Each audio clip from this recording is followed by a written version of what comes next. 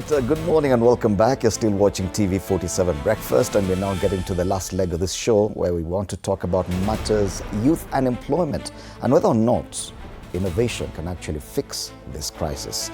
That is a big discussion. Definitely it can, but is it a full fix? For this conversation, we're very privileged to have with us John Wambogo, technology, innovation and digital industry leader. Karibu sana, John. We also have Macharia Milka, the chairwoman, Association of Mechanical Engineering Students, AMES, at TUK, that's a Technical University of Kenya, and Gloria Odwor, co-founder, Trifluence. And probably for the sake of our audience, we'd just like to understand what exactly Trifluence does. What do you do on a daily basis that would be relevant for this conversation? Okay, so Trifluence is a digital marketing platform that links businesses and brands together. This creates opportunities for brands to get, for influencers to get linked to brands' opportunities, and for brands to get their message out there. For example, a small business operating in town that needs to create awareness for people to know what they're doing, gets linked to an influencer who is within that specific niche that they're working on. And this now then gives the business like more awareness digitally, because I'm sure you're all aware that currently if you're not utilizing the digital marketing space, your business is losing out on a lot of opportunities. Right. And yes. Thank you, Gloria, for that. Milka, where do you come from in as far as this conversation is concerned? What do you do at the mechanical engineering at TUK? In the Technical University of Kenya, we focus on giving the student the exposure, something away from what they do daily in class. You know, nowadays with the CDAC model, we want to tell our students that you can employ yourself, not just a matter of waiting for employment. What we study in school, what can I utilize, which unit can I utilize to start a business, to start my own thing? And we help students with their projects so that you can be able to see how your project can make you earn something. Ah, great. Yeah. And you, John? Yes, all right, so thank you. I know you're a familiar face on these panels, but yeah, just for the sake of our audience, right, and for the relevance of this discussion. Yes, so thank you for that. So my work lies at the intersection and bridging the gap between businesses, governments, institutions with technology, believing that technology can actually improve livelihoods.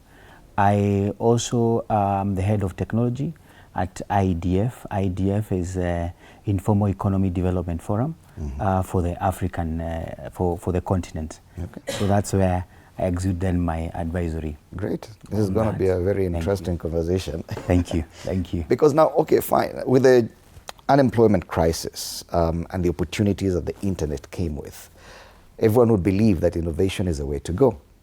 That as long as we innovate, then we should not be jobless. But is it? Is that the reality? People, thousands, millions still remain unemployment despite the levels of internet penetration in this country, despite the number of innovations that we've seen. So probably, where is the gap? What's the biggest challenge? If we could start with you, John. All right, so thank you for that, Fred. I honestly don't see, innovation is not the only solution. Innovation is one of the ways that we can actually solve the employment crisis. Because what innovation does is that it provides an ecosystem where new ideas to find better ways to solve everyday problems can actually then be discovered. Innovation is not about finding something new. It is about finding a better way. So that's a major difference. When you look at even way back, when you look at the discovery of fire, if I may say that, the bicycle, the computer, the mobile phone, even the locomotive, all those were steps towards an innovation where there are people like you and myself and these great ladies here who actually decided that, you know what, we can actually be able to dream bigger and come up with new ways of seeing things, and they were bold enough to actually then move it forward. So for me, I think especially innovation or technology has to find new ways of actually improving livelihoods. And one of the greatest way then to actually then now rally it back to your question is that we have to be able to really hold on the informal economy, right? I mean, if you look, for example, at a country like Kenya, we have around 58 million population. 75% of that are under 35 years. Around 20.8 million of the population are the people who actually then are working. 84 of that 20.8 million, which maybe comes to around maybe 18 million, are people who are employed in the informal sector. Jua kali, kazi ya mikono, that's where they actually get their daily subsistence. And then the rest, which is around 3 million, are probably then people then who work then in the formal sector. So you can actually see then where the gap is, that we have to really be intentional as government, private, and even various institutions, even our education system, to actually say that this is where we really have then to point our efforts to. Yes. Okay.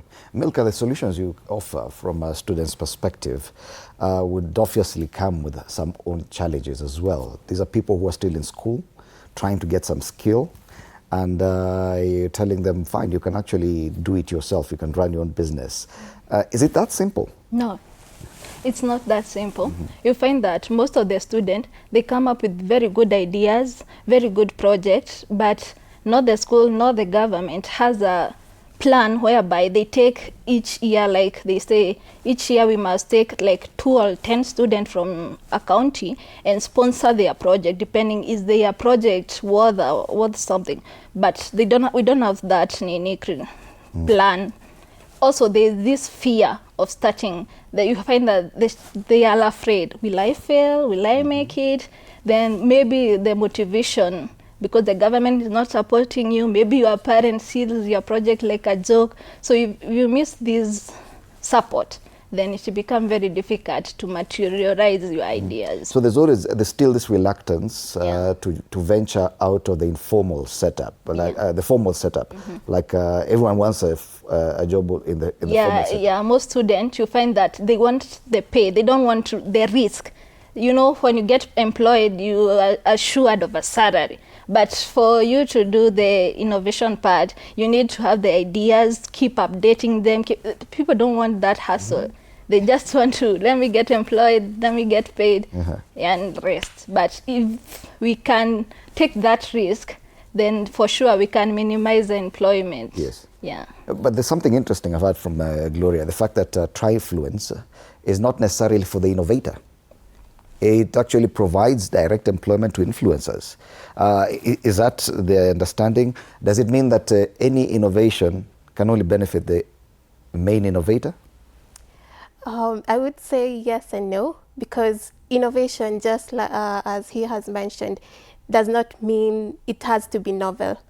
And you find that most of the things that we call innovation still rely on the digitization of it. They still need for awareness to be done, for people to know about it. So Trifluence, yes, offers job opportunities, I would say, for influencers, because even if you are on TikTok, and you have X number of followers, say 2,000 or 4,000, if you don't know how to monetize it, then you are just creating videos for likes, right? So innovation is still even in the digital space, because you find that it's always evolving, new ways of creating content, new ways of bringing creativity to the market. So innovation cuts across. It's not only for because I think when we talk about innovation, we all think about the tech guys, you know, the tech guys. But innovation is not only like tied to tech. We have innovation in agriculture, we have innovation in climate, we have innovation in education, because I happen to work for an international organization that is EdTech, and it offers solutions for neurodivergent learners.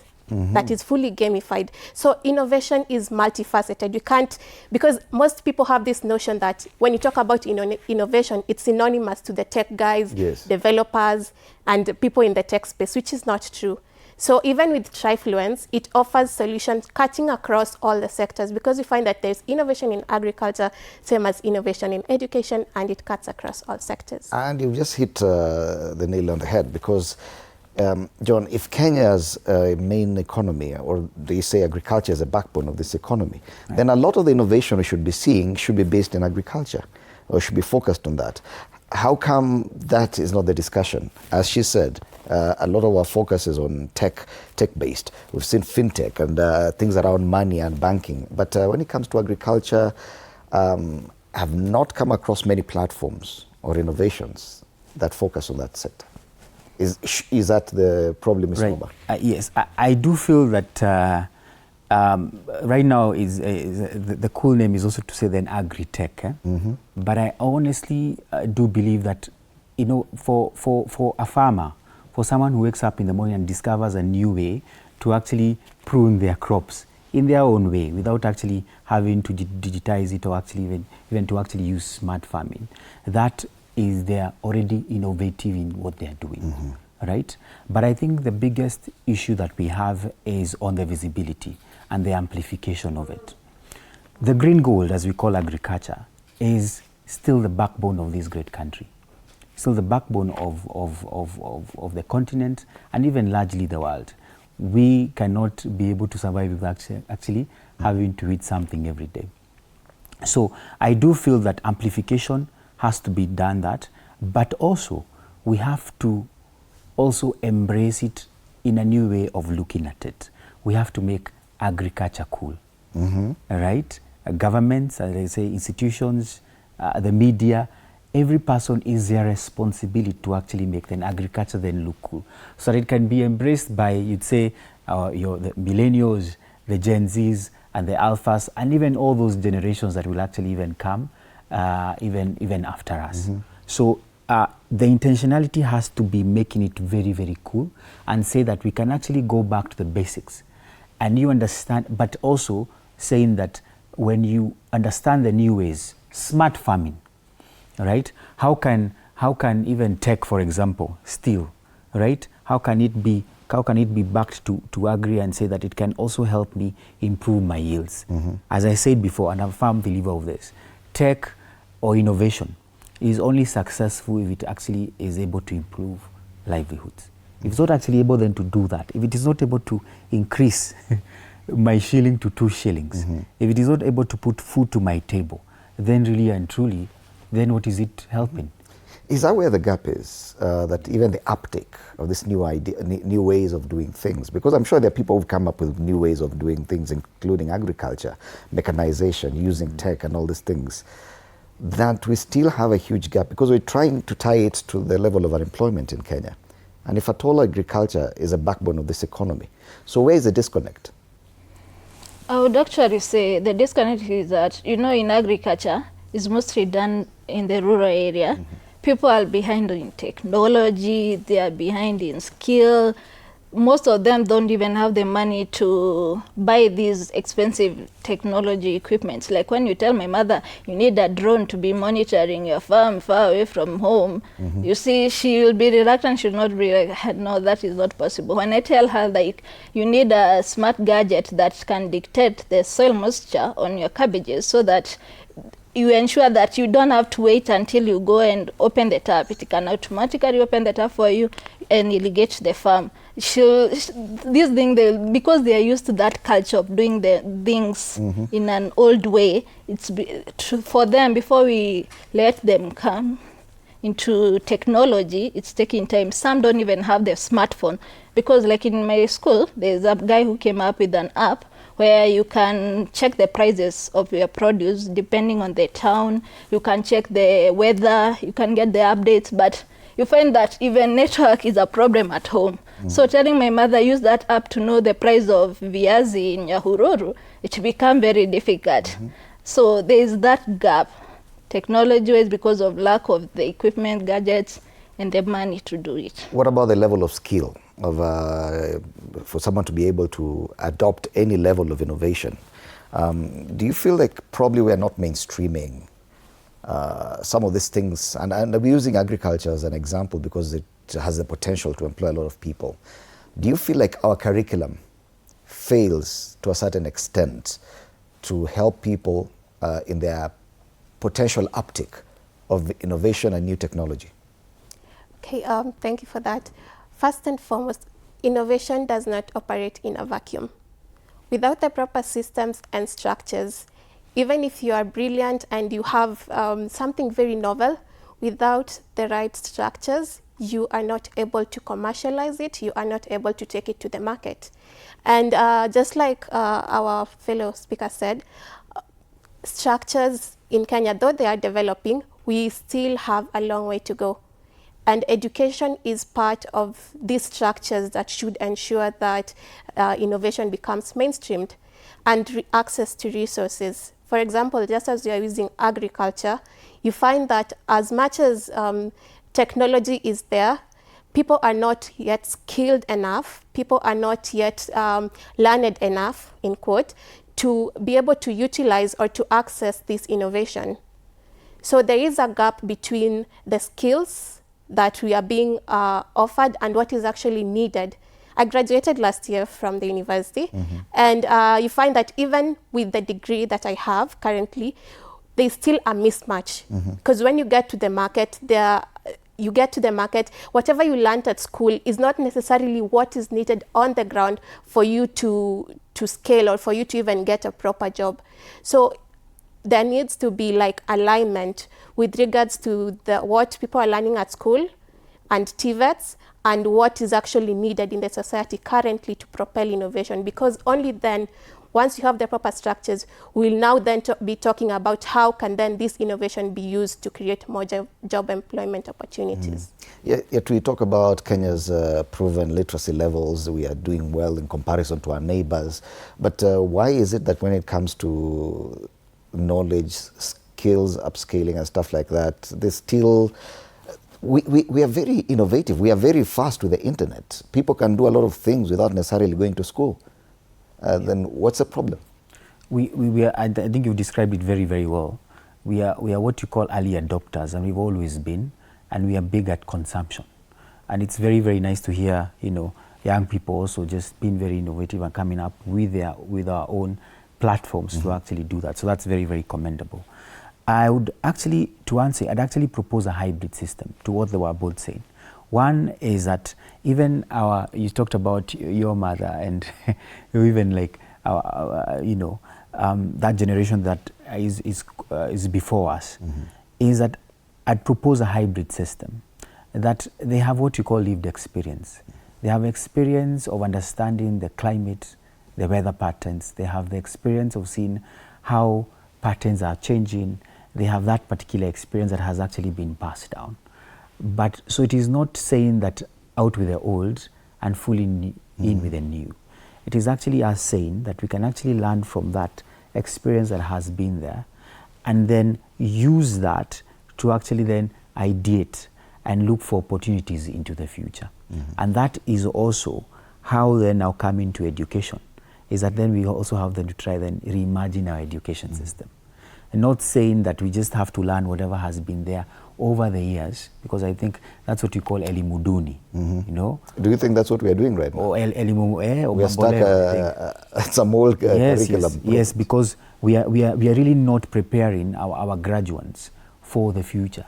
We are not preparing them to say, you have the right skills, we are preparing you to actually have the right networks, and so on and so forth, to actually say that you can be able then to build for the future. You understand? And I think that's where the missing gap is. So we have to really go back to our education system and start them young. Like that old saying, old verse that says, teach a child the right ways, and when they are old enough, they'll not depart from them. It's the same sort of follow that we have actually to be able then to do.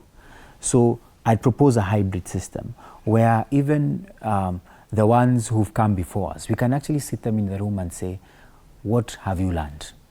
And it is a great responsibility for even the big tech companies, having this conversation also with them. For example, your Google, your Microsoft, to say, okay, we've been doing this. We have come up with a new, AI model to actually do that. But can I bring kiosk owners, right, or subsistent farmers in a room, as long as they organize maybe in a circle or in whatever form that they actually organize, and tell them you understand this is where you are coming from, but also tech or innovation then can also be able to help you be able to actually then understand and even improve your yields or even take even better stock of what then you're doing. That's the gap that we actually need to do so. Okay. So the guys who are pushing the big tech, they have to be very, very intentional to say, we can be able to cascade this down to the person who's actually that boda rider, you know, that kiosk owner, that mama mboga, and say, you use, for example, WhatsApp every day. That is a behavior that everyone, all of us are using.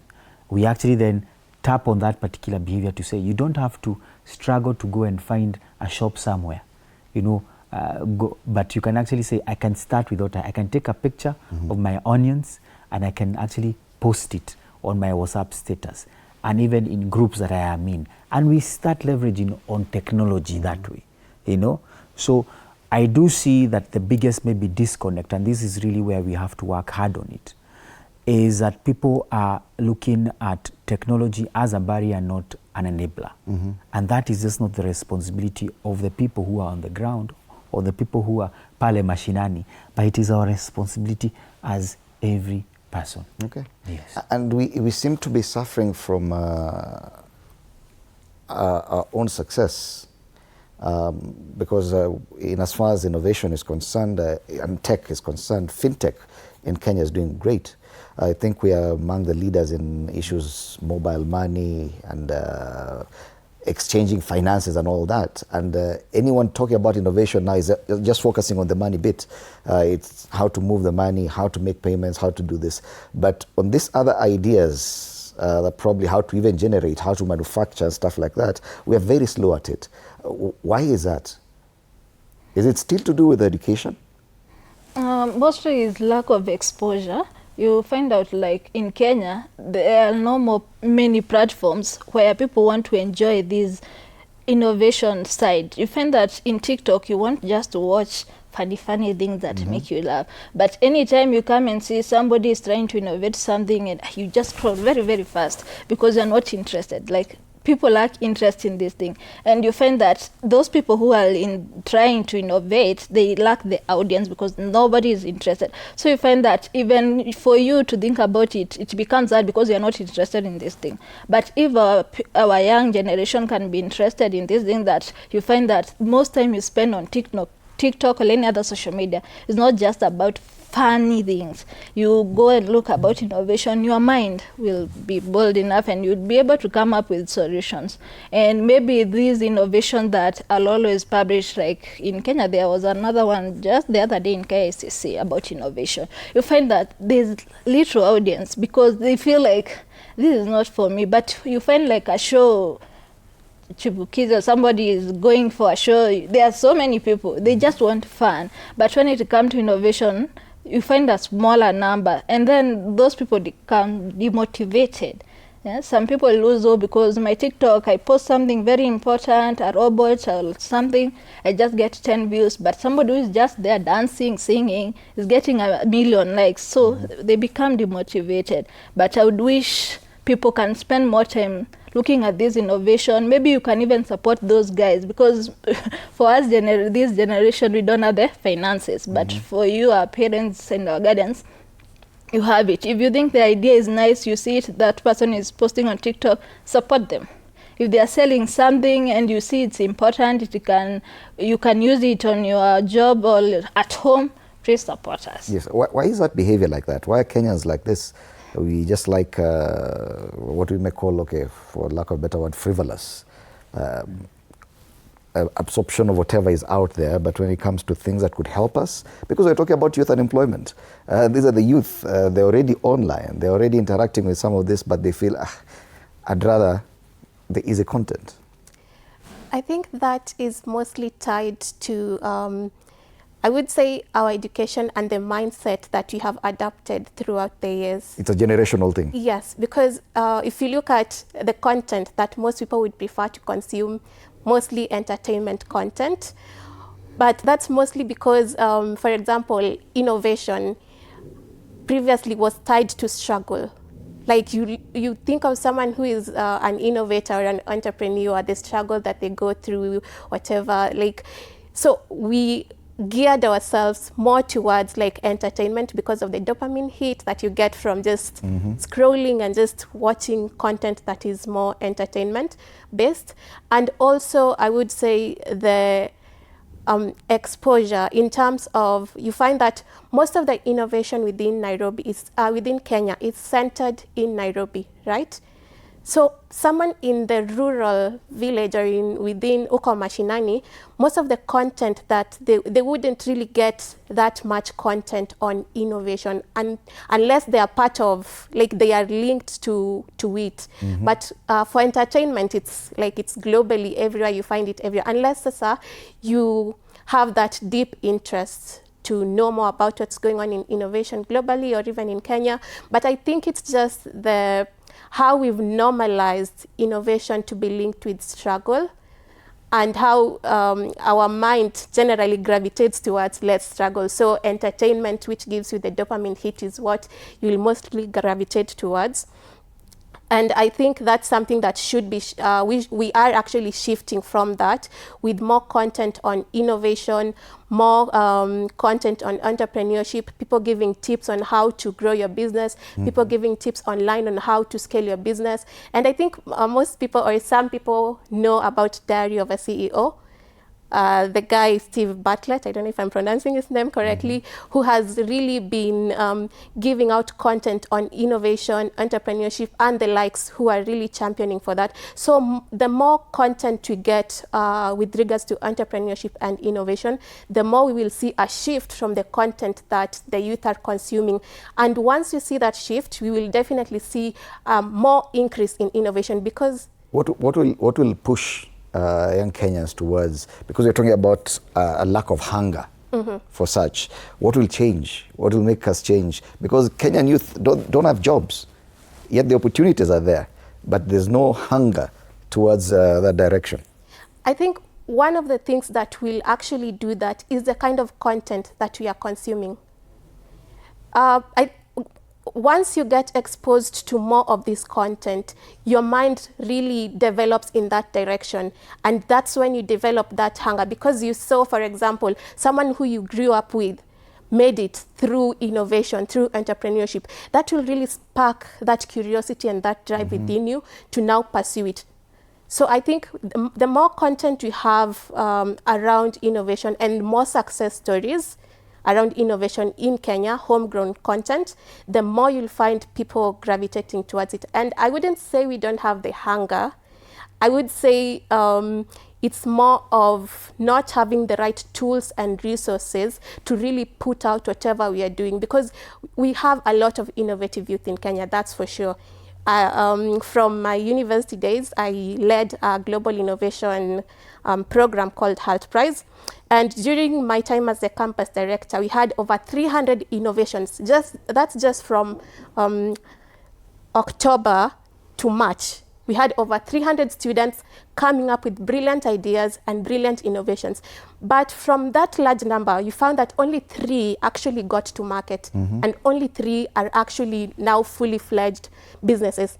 Not because the others were not brilliant, no. It's because they lacked the resources, they lacked the capacity, they lacked the structures to support these innovations, to take them to market. If I may ask, what kind of innovations were these that were later proven successful for whatever reason? Okay, one that I remember vividly was called Rethread. Rethread Africa, it's now Rethread Africa. It was around coming up with fiber, with what's yarn, coming up with yarn to make clothes from from pineapple fibers. And it went on to win a number of other global innovation competitions that led them to getting the seed funding that they needed to commercialize. Another one that... So now it's fully commercialized. Yes, now they're fully operational and they're thriving. Another one that I could closely give is Ecobana. Ecobana is a production company that makes sanitary pads from banana fibers. So back in 2022, they were the winners of the HALT Prize, which is the global innovation competition I was talking about, and they happened to win the 1 million USD. And now they are fully commercialized. You can find the sanitary towels within supermarkets in Kenya. So it's not that we don't have the innovations. It's because we don't have the capacity to commercialize, to take them to scale. Okay.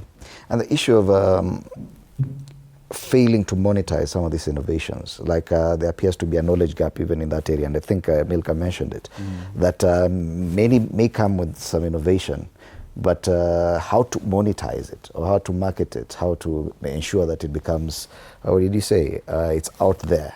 That appears to be a problem as well. What can we blame that for? You see, innovation in itself is an ecosystem. It doesn't end up when you actually launch a fantastic idea, because how many ideas you do? I mean, you probably came up with a new idea today. Millions of people are coming up with new ideas. But to move from that idea to ideation to a point where we can actually be able to use it is not very, very easy. And so what I actually would foresee and maybe recommend is that government institutions, educational institutions, for example, even private sector, we've seen private sector is actually doing that with maybe the VC funds, the venture capitalists, where they inject money into these businesses, is to actually come up even with a funding model for startups. And that then is run by government. Not just even its own different way, not just saying it is under the Ministry of Enterprise or something like that, but its own way to say that we are embracing the future, that our young people are innovative, whether it's going to be in tech, because as I said, innovation is not about tech. Tech is just an enabler of innovation. It can be in different ways. And we are saying that maybe the first 5 ideas, we can be able to amplify them and actually be able to take them to market. Taking them to market means that as much as you build a platform, then you're also putting in resources towards marketing, right? You're putting resources towards even accounting and financing, so that you're taking them as proper businesses, but you're also injecting expertise into these babies that have been born. You know, it takes a village, as they say, to even raise a child. Same thing with the small businesses that are coming up. You find a lot of young, I'd call them innovative founders in the universities, in different places across this country. But they can be able to say, I have this particular idea. This is what I have on it. Can I be able to actually apply on this particular platform? And say, then I can be able then to do that. That's how Silicon Valley was actually built. That's how all those big hubs that we talk about were actually then be able then to be built. It was the intentionality of government, of institution, and so on and so forth. And I do believe if we are able then to shift that, we can be able to do that. But I don't think all is lost, because I do see a lot of universities currently also have innovation hubs. I think there is something that I've seen in KU, in even USIU, or even in UN, and even now to what our good lady then is also then doing there. So we really need to have more of that. And we have to say that beyond the ideas that our people are coming up with, because not every person can be able to solve the entire ecosystem. Where can we come in to chip? Can government then say, because we have this particular ministry that is doing that, or this particular parastatal is doing that, we will accord you expertise to take your product to market, to a point where it can actually be successful, and we actually hold your hand, because we do know probably that's our next unicorn, as they call them. Yes. But there's also a gap when it comes to coming up with viable ideas. Right. And you say now there's the issue of funding, and we wonder, okay, which of these structures we have so far that can, is it government? Is it, you're talking about universities, which ecosystem is perfect for us to have an idea from ideation all the way to taking it to market? Do we have a gap in that area? Do we have a perfect ecosystem? No. Yes, Amika. No, we have a gap. Yeah. Because we find, like in Tibet, or in final year for any university student, you must come up with a project before you graduate. Some of those projects are very nice, very good, when you're doing masters, you must come up with a thesis and so on and so forth. But do they matter, or they are just there to pass exam? No, no institution or organization or the government or the school itself I have ever seen that have a protocol whereby the best in each academic year we will monitor it. The best in each academic year will go somewhere. There is no institution nor the government doing that. But if we could be having it, that it's guaranteed that every year they will choose. We will even motivate these kids to think beyond just passing the exam. Because now it's just, we do it for passing exam. Yeah? The professor will make you struggle to do it, and it's a very good idea. But then what? Then what? Nobody is there waiting. Nobody is giving us the chance to monetize our project or maybe utilize it. Not just generally monetizing it, but can you utilize it in your company? Because so it's a very somewhere and it's hard stop. There's nothing else you can do about it. Yeah, if you can partner, schools and the companies can partner, and they say if any idea from your student, any project will be compatible with what we do, please bring it on. There is no company doing that for us. Is there even any invitation by any locally grown company for innovations that if at all you feel you have a good idea, come our way? Actually, I want to just chime into that. Innovation, just like power, just abhors vacuum. And you'll still find people who are thriving and really trying to be bold enough to actually start these particular ecosystems. For example, one of them is called Hacker House. You know, one that has just really come up, where they are saying, you know, you're a startup, you have new ideas, come and let's see how then we can build it together. And then from that ecosystem, because it is easier, they are bringing in then funders, be it government, be it private institutions, or even education, to actually come and say, these are the top pitches that we have. We can be able to guide them from start to end, and we can be able then, you can be able then to come and actually inject some capital into it. So I do think that there are people in this country and even beyond who are really trying to almost like prove that we can have what you call like a Y Combinator for this country and also for Africa. So, but of course, we still need to have and I keep on saying government, tunasemanga serikali saidia. It is still important, because government then is dictating the policies that will be guiding all those things. If we don't have the proper policies to be able to push that, then what happens is that people will do a lot of things and they'll go and hit a brick wall, because they'll be told, that was actually not passed in parliament, that was not approved in Senate, that was not ascended to by the president. And so then we hit.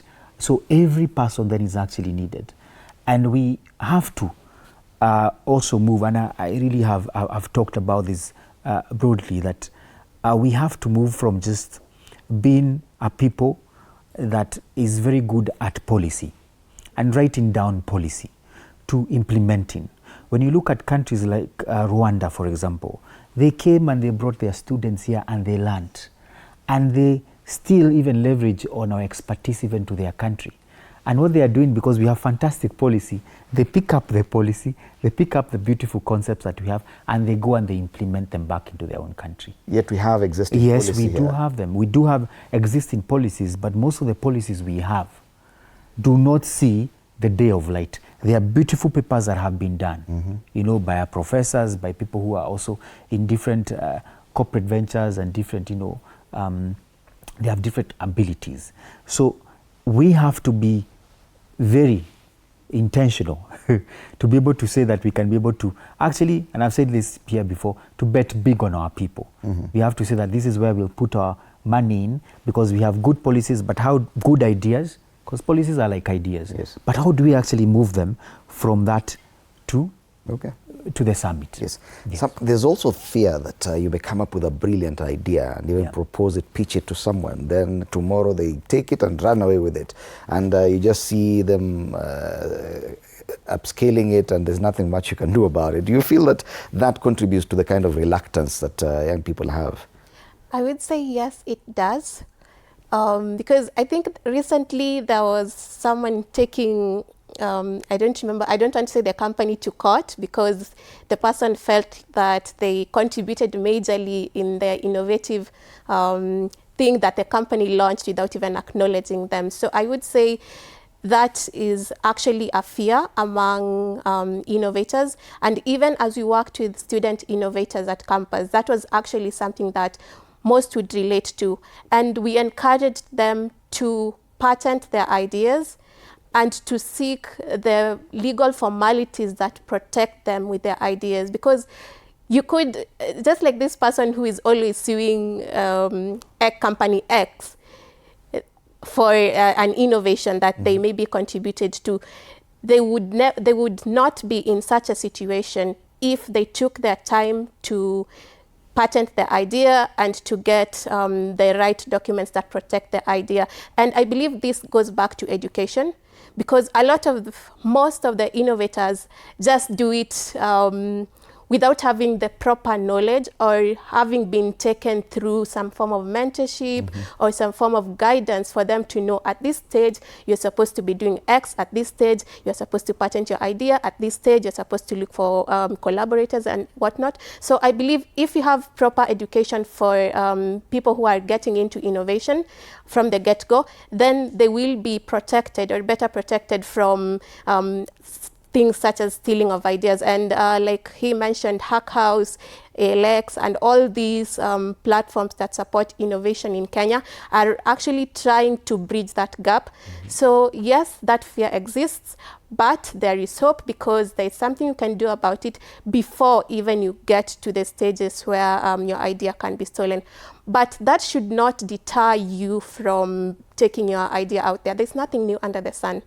There's nothing new under the sun. So whichever innovation you are thinking about here in Kenya, there's someone in the US thinking about the same idea. There's someone somewhere else thinking about the same idea. The speed of execution is what really matters, because you find that maybe in the US, they are better equipped to move their innovation from ideation to prototype to having something fully fledged within a very short period of time. Unlike someone here in Kenya who will be hit by regulation, lack of resources, lack of capital, lack of mentorship. By the time they get their idea to prototype, the person with the same idea in the US is going global.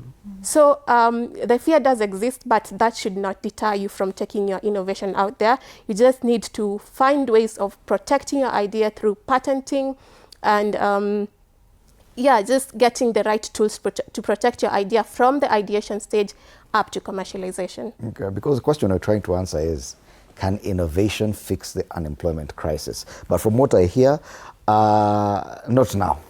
That there are so many challenges, there are so many things we need to do. We need to get the ecosystem right so that it can be a bit faster and all these things. So, as a direct answer to, can innovation be the fix for the Kenya's unemployment crisis? Can it, Milka? It can, if you give us the resources to do it. If. And when? If. Because you find out that you are already having these ideas, but also you don't have the exposure. You see, if you could be having, like in school where we go to other countries and benchmark and see what they do, you'll come up with bolder ideas and you'll come up with more knowledge. Maybe if it's attachment, finding an attachment is very hard. And maybe you need that idea from this company to see how can I monetize my prototype to do this job in the company. So if you don't get the exposure from the companies or maybe from abroad, you find that it becomes hard for you to for the reality of your project to materialize. But if we get the support, then it should be very easy. Because in some countries we find that in the campus, it's compulsory to come up with an idea so that the school and the government can help you monetize it. So that when you are going out from the university, the first thing is not to look for a job. The first thing is to start your company. So imagine if that would be the case in Kenya, whereby immediately you come out from school, you're already creating employment. You have a group of your own classmates, you're already starting up, like the one you're hearing about making the pads. It's already now a big company. So they already created employment. People, yes. Yeah, they are already getting their own money. So, and if they make it bigger, and if you consume our product. You know, in Kenya, you feel like, kitu ya Kenya hapana. You want it from abroad, you want it hii US ndio mzuri. Hii inatengenezewa Kenya si mzuri.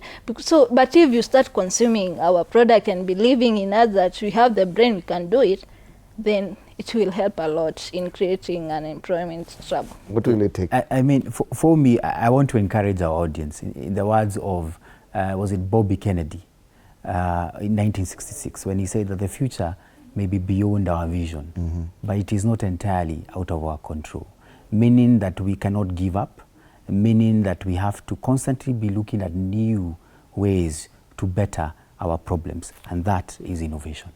Yes. I would say yes, there is hope. Innovation can actually fix the unemployment gap in Kenya. But just like I said, it doesn't work in a vacuum. It doesn't work in a silo. We need government, we need private sector, we need global players to come and support the innovation ecosystem in Kenya, for us to implement our good rules and regulations, for us to have the resources readily available to be able to support these innovations to successfully commercialize, and then we will be talking about the job opportunities that have been created through innovation. Yes. But now, if you were to point out one institution in Kenya that probably has failed, whichever, the young innovators in Kenya, which one would it be and why? Wow, am I allowed to actually? Yes, you can. If it's Parliament that has failed in legislation, or the government has failed in generating proper policy to govern this industry, yes, you're allowed to say. I think I would say the government, because just like it has been mentioned, we have very good policies, but then the implementation part of it is where we are lacking. And as much as we are growing in this ecosystem, we could learn from other global players. Like, it's not that we are coming up with a whole new ecosystem, trying to build something like from nowhere. Like, we have other countries doing this exact same thing at scale, and it's working for them. So it's just us to have the government implement the policies and make Kenya more fertile, for one, funding to get into the country, two, resources to be readily available for these innovators, and three, education and skill to match the current needs to be able to scale innovations. Okay. So the government is a key player, but we need collaboration from both private, public sectors, and to learn from the global players. But if at all the policy does exist, then why are we blaming the government? The government has done its part? For me, I would blame the institutions, because they are the ones seeing our projects, not the government. Which are private companies? No, our institutions, our learning institutions. Or learning institutions. Yeah, because they see our projects. But do they ever pitch them to anybody? Do they say, I saw my student project and it's very interesting. Can your company handle this student and maybe support them in any way? Maybe, I don't know if there have been cases, but it's very rare. But if our institution could be checking on our project and telling some company, private or public institution, that this project is something, this project is guided and given, can be a game changer, then they can help. Yeah. Which institution? I mean, for me, it's not one. For me, I think it's every person. It takes a village. And I go back to those words because government can come up with the right policies, but you don't have people who are actually creating and ideating. We don't have incubation hubs that exist maybe in the institutions. But once then that happens, we don't have then a private venture that then comes and invests in those particular... The ones you call VC? Yes, the venture capitalists. The venture capitalists. Or even like existing institutions or organizations and companies who are saying that that is a new way to actually better what we are doing, be it, for example, a telco company. It can be Safaricom, Airtel, or whatever that, or the players that, or Telcom, but they can actually say there's a certain idea or certain innovation that we've actually been able to see that has been created by a student in one of the institutions, and the government is really advocating for that. But now, because it's come now to our end, instead of killing it, we can actually pick it up and it will help improve what we are doing.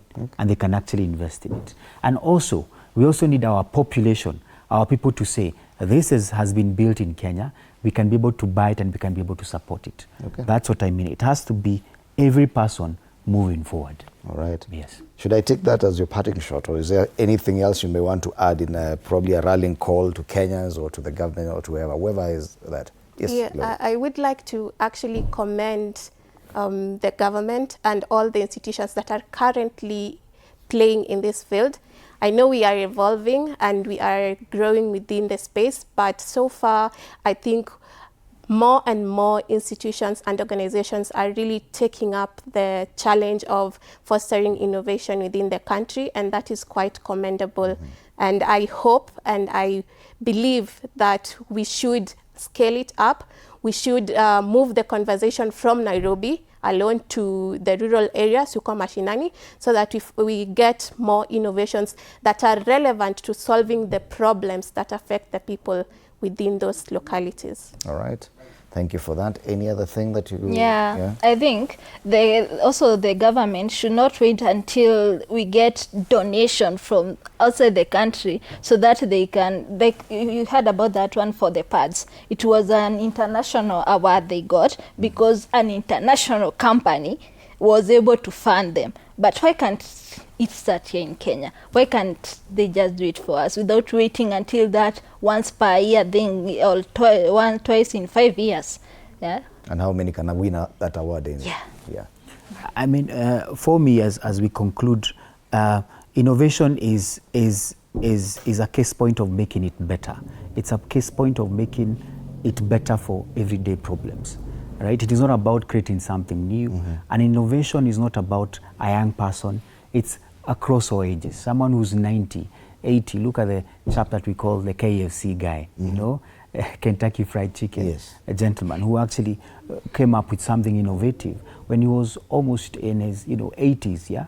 So it is a chance for all of us that we can actually contribute to the opportunity of innovation, and tech and everything else that comes into it is basically an enabler. So I want to encourage each particular person to open up to their minds and their brains to look at the problems and the needs that exist around their environment, exist around their home areas, and say, I can actually start from here and I can actually be able to build something, can be able to be skilled and can solve the issues of this country and also across the continent. Yes, the question has been, can innovation fix our unemployment crisis? And this panel does agree, yes, it can, but there are serious challenges. Yes, and a few things need to be done here and there. Thank you so much, John Wambugu, who is Technology Innovation and Digital Industries Leader, Macharia Milka, Chairwoman, Association of Mechanical Engineering Students, AMES, at the Technical University of Kenya, and Gloria Oduor, co-founder of Trifluence. This has been our panel of experts, if I may call you that, on matters innovation. And yes, it's something you can do. Try it out, and you never know. It could just be the next big thing. Well, this is where we wrap up this edition of TV47 Breakfast. On behalf of the entire team behind the broadcast, including my co-host Arno Dida, good morning. After the break, we'll be having a repeat of what we had earlier on State of the Nation.